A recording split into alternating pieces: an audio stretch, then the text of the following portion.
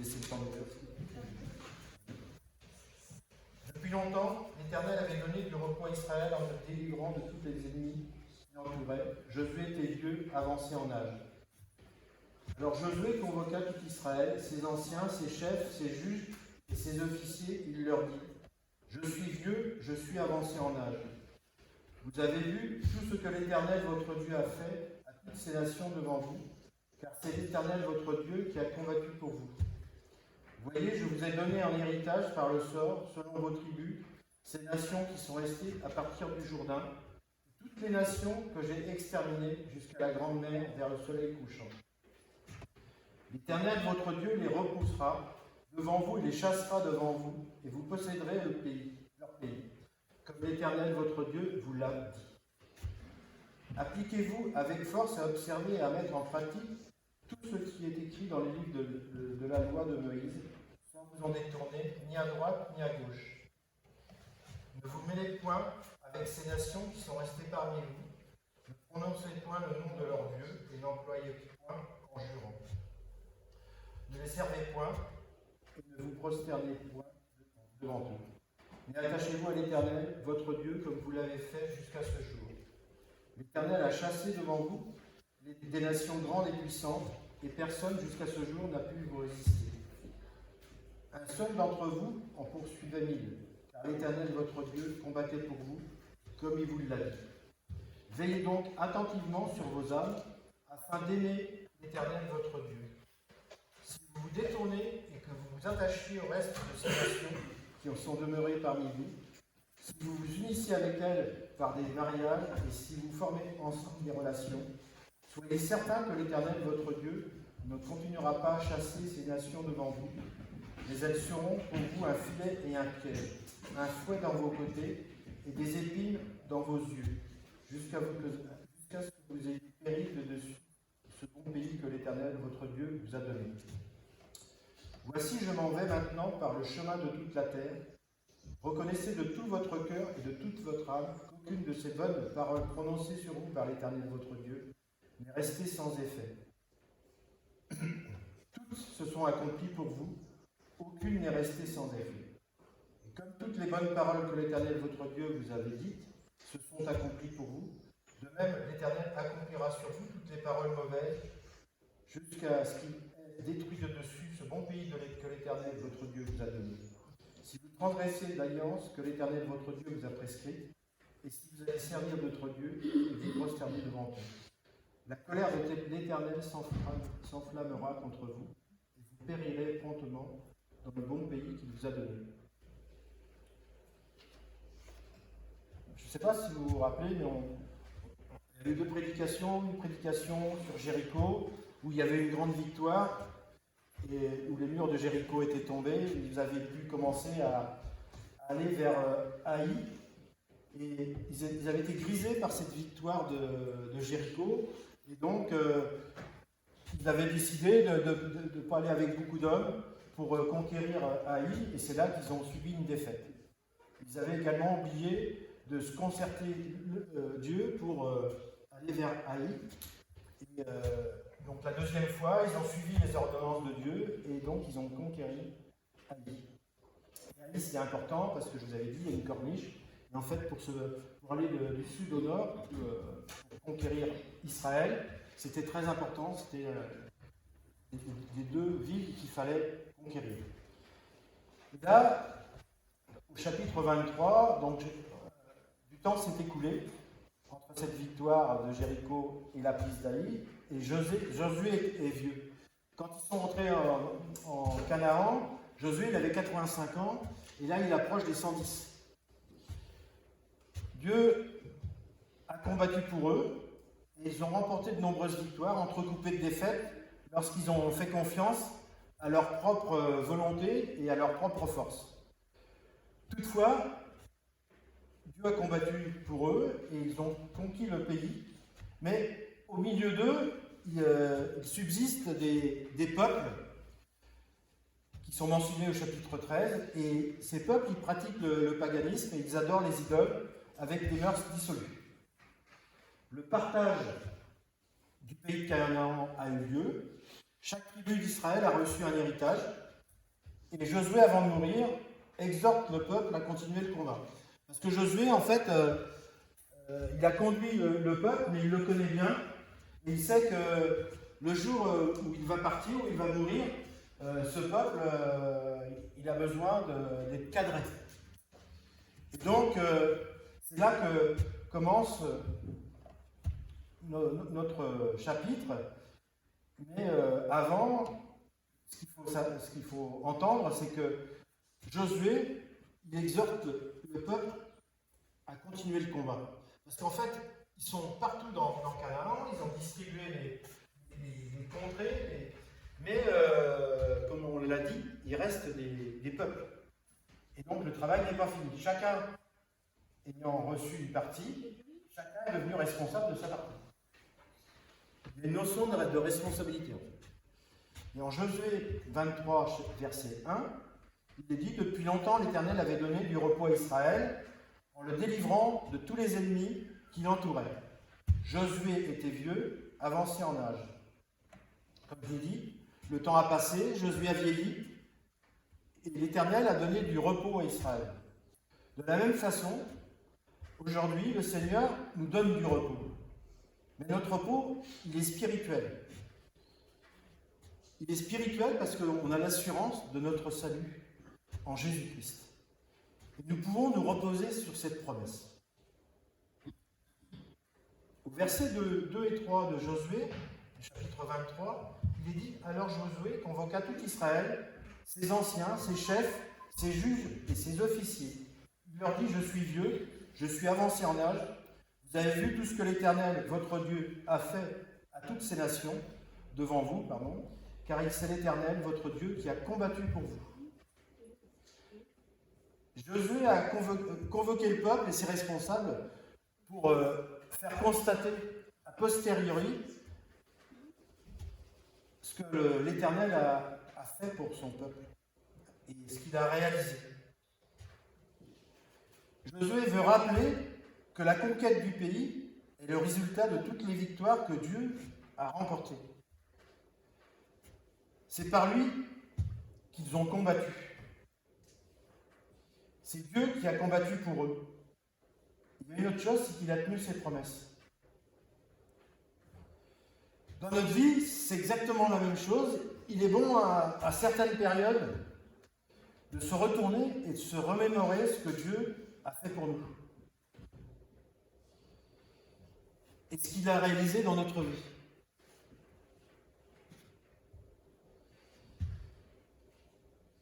Il y a beaucoup de choses, si on se retourne, qu'il a rendu possible parce qu'il a combattu pour nous.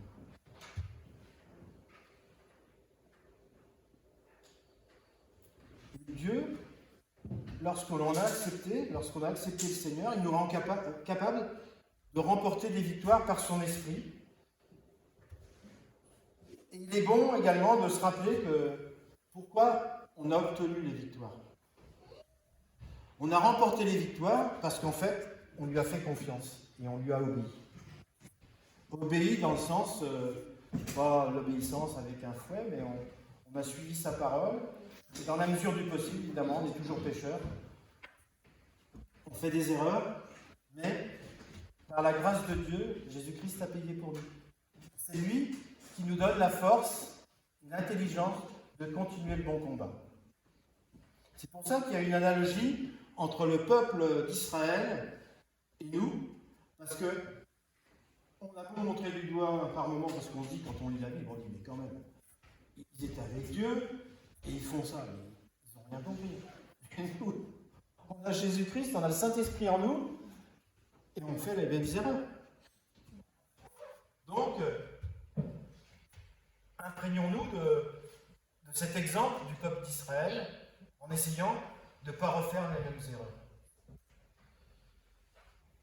Il est dit au verset 4, « Voyez, je vous ai donné en héritage par le sort, selon vos tribus, ces nations qui sont restées à partir du Jourdain, et toutes les nations que j'ai exterminées jusqu'à la grande mer vers le soleil couchant. » Donc la mer Méditerranée. Dieu a laissé en héritage à chaque tribu des contrées. Chaque tribu, comme je l'ai dit tout à l'heure, est devenue responsable.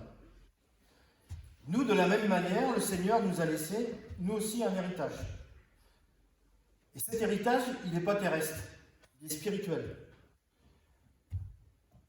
Cet héritage, il est en nous. Et cet héritage, on est appelé à le garder, à persévérer par l'évangile que nous avons reçu.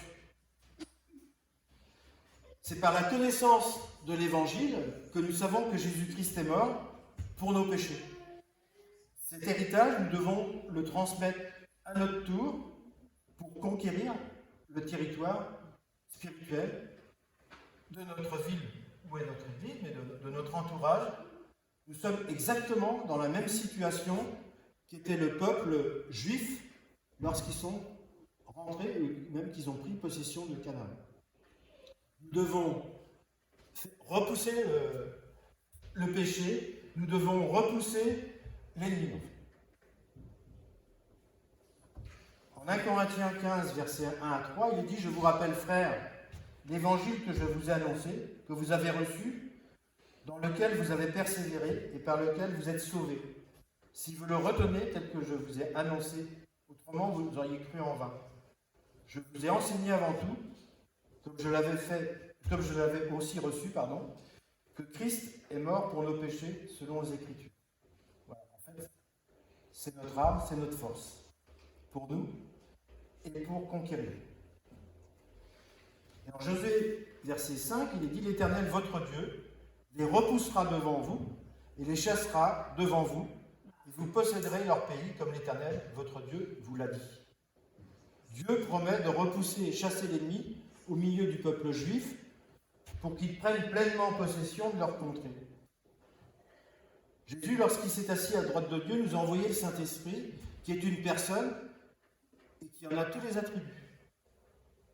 Le Saint-Esprit veut repousser, chasser, faire reculer l'adversaire pour que nous puissions conquérir le territoire qui est devant nous.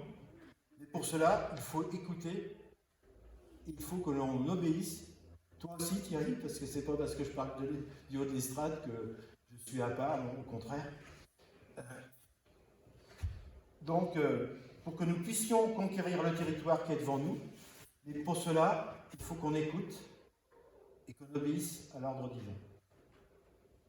Au verset 6, il dit « Appliquez-vous avec force à observer et à mettre en pratique tout ce qui est écrit dans le livre de la loi de Moïse, sans vous en détourner ni à droite ni à gauche. » C'est vrai que des fois on entend, on verra plus tard.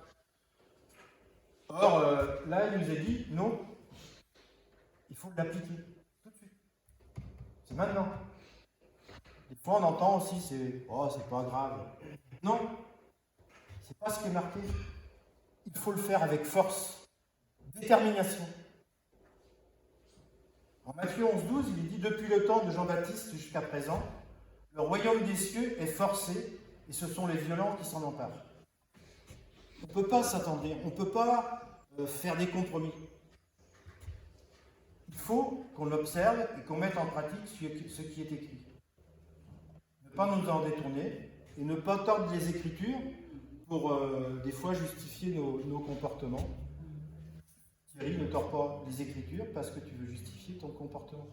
La vérité est là. Comme tous, j'ai besoin de me mettre devant Dieu, j'ai besoin de confesser mes péchés, j'ai besoin de lui dire que j'ai failli pour qu'il me renforce et que je puisse avancer. Parce que l'épreuve, c'est Mandela qui disait on ne perd jamais, mais on apprend. On apprend de ses erreurs. Ça ne les excuse pas, mais on est justifié par Jésus-Christ. Et nos erreurs doivent nous propulser vers l'avant. Donc, ne pas tordre les Écritures pour justifier nos comportements. Ainsi, mes frères bien-aimés, disait Paul en 1 Corinthiens 15, 58, soyez fermes, inébranlables, travaillant de mieux en mieux à l'œuvre du Seigneur, sachant que votre travail ne sera pas vain dans le Seigneur. Nous sommes appelés à rester fermes, inébranlables, et à travailler de mieux en mieux. C'est-à-dire qu'on doit pousser vers le haut. On doit essayer d'avancer d'une manière peut-être efficace, mais aussi essayer d'améliorer tout ce que l'on peut.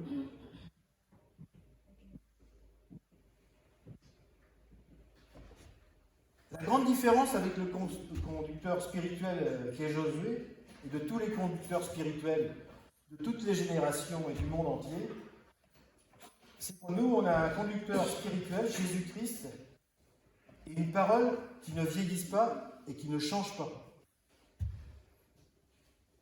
Des fois, je ne sais pas si vous entendez à gauche, à droite, ou quand on discute, il y a certains qui font une interprétation particulière des Écritures, qui nous donnent l'impression que l'Écriture échange avec le temps qui passe. Et ça encourage des fois un certain laxisme. Et le laxisme, c'est la porte ouverte à la déchéance spirituelle. C'est ce que nous montre l'évolution du peuple d'Israël.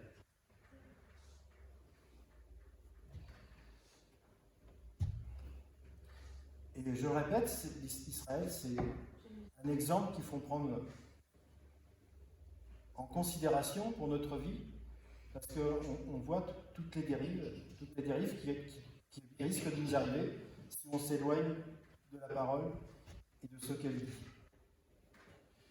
Au verset 7, il est dit « Ne vous mêlez point avec ces nations qui sont restées parmi vous. Ne prononcez point le nom de leur Dieu et ne l'employez point en jurant. Ne les servez point et ne vous prosternez point devant eux. » Et pourtant, on a ce verset-là, le peuple d'Israël, lui, s'est tourné vers les idoles. Il y a une conséquence. C'est qu'Israël, en 722 avant Jésus-Christ, ils ont été déportés en Assyrie. Il y a une deuxième conséquence qui s'est passée un peu plus tard, c'est que Juda a été déporté 3 fois. La dernière fois, c'était en 586 avant Jésus-Christ. Et là, Jérusalem a été détruite. Il leur a fallu du temps, 70 ans, pour revenir au pays.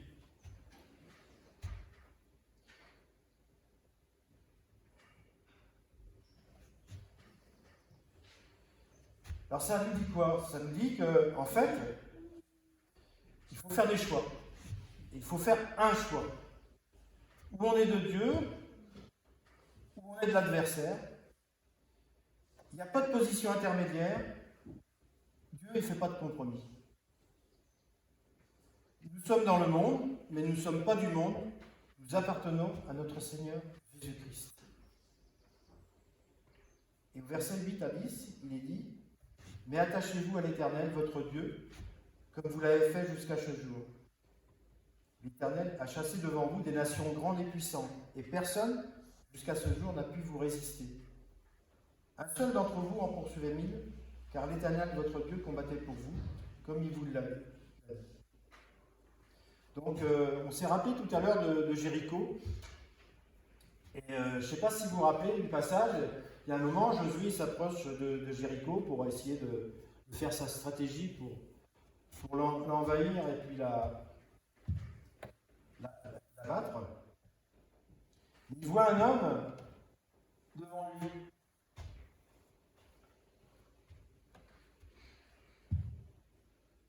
Et cet homme lui dit c'est moi qui vais combattre. Et aujourd'hui, c'est la même chose. Le même homme qui se tenait devant Josué, c'était l'Éternel des armées. L'Éternel des armées, c'est Jésus. Et aujourd'hui, il se tient devant chacun de nous, parce que nous sommes des petits Josué. Et il nous rappelle que c'est lui qui combat pour nous. C'est à lui qu'il faut s'attacher, car il est le chemin, la vérité et la vie. Il est le gage de notre victoire, et c'est lui qui abattra les remparts qui se dressent devant nous. Les épreuves se transformeront par sa grâce en victoire. En victoire dans notre vie. En verset 11, il dit « Veillez donc attentivement sur vos âmes, afin d'aimer l'Éternel votre Dieu. » Il faut entretenir nos âmes en nous abreuvant à la source, et cette source, elle ne tarit jamais. Cette source, c'est Jésus-Christ. Et il faut également nous nourrir de pain de vie, qui est la parole de Dieu. Pourquoi ? Tout simplement parce que si on ne s'appuie pas sur Jésus-Christ et sur sa parole, il y a un risque. Et ce risque, on nous en parle au verset 12 et 13. Si vous vous détournez et que vous vous attachiez au reste de ces nations qui sont demeurées parmi vous, si vous vous unissez avec elles par des mariages, si vous formez ensemble des relations, soyez certains que l'Éternel, votre Dieu, ne continuera pas à chasser ces nations devant vous, mais elles seront pour vous un filet et un piège, un fouet dans vos côtés et des épines dans vos yeux, jusqu'à ce que vous ayez péri de dessus ce bon pays que l'Éternel, votre Dieu, vous a donné. Alors, j'ai pris un exemple qui se termine bien, qui n'est pas trop long. Rappelez-vous du jeune Éticus qui écoutait Paul qui discourait dans la chambre haute, il me semble. Il était sur le rebord d'une fenêtre. Et Éticus, il devait écouter Paul, mais quand on est au bord d'une fenêtre et qu'il y a du monde à l'extérieur, on a tendance à regarder à l'extérieur. Donc on est moitié dedans, moitié dehors. Et à un moment, Éticus, il n'est plus dans le truc, quoi. Paul y parle, mais Éticus, il n'écoute plus rien puisqu'il s'endort et il tombe. Ça nous enseigne une chose, c'est que il faut faire attention à rester et se placer au bon endroit. Il ne faut pas être attiré par les choses dehors. Il faut s'attacher à se maintenir à un endroit en fait, qui retient l'attention et qui évite l'endormissement.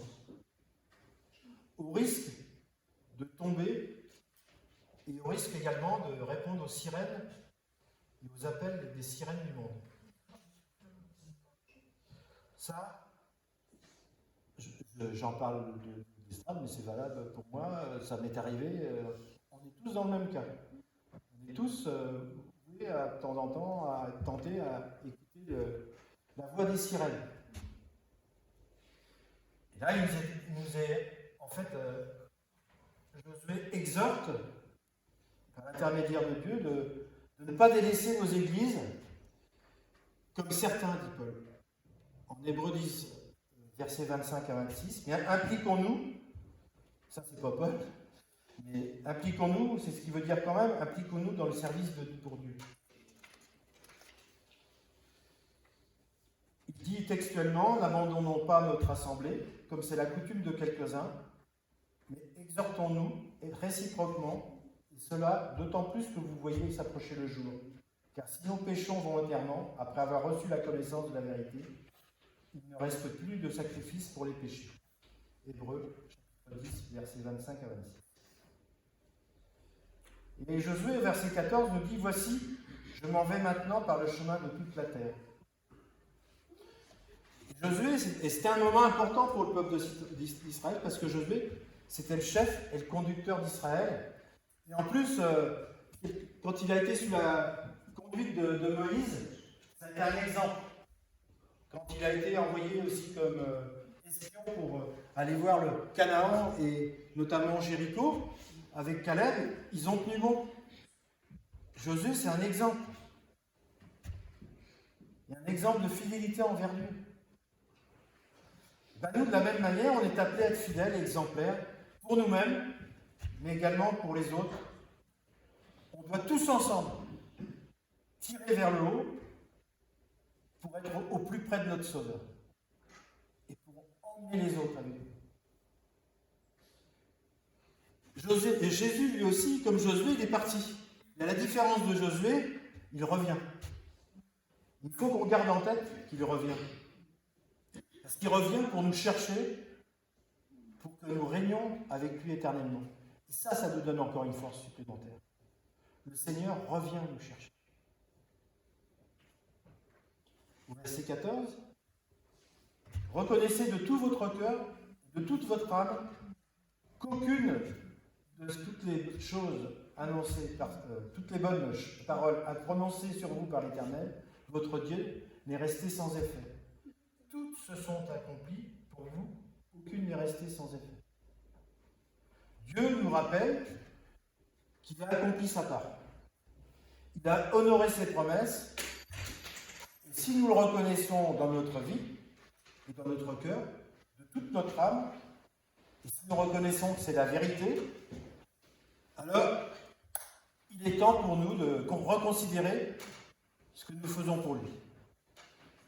On ne peut pas être que des consommateurs, on doit être aussi des acteurs. Acteurs de notre vie et acteurs pour lui. Versets 15 et 16, pour en finir.